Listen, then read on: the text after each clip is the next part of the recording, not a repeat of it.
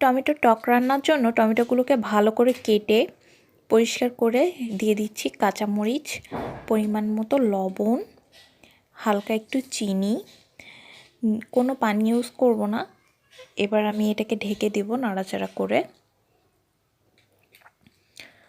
টমেটোটা সেদ্ধ হয়ে আসলে ভালো করে নাড়াচাড়া করে এর ভিতরে দিয়ে দিব পানি, পরিমাণ মতো পানি দিয়ে আরেকটু নাড়াচাড়া করব। তারপর আমি এটাকে ঢেকে দিব।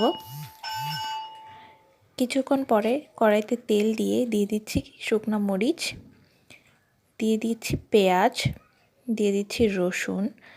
তারপর টমেটোর যেই খোসাটা থাকে সেই খোসাটাকে ভালো করে ছেঁকে নেব আর দিয়ে দিব ধনিয়া গুঁড়া।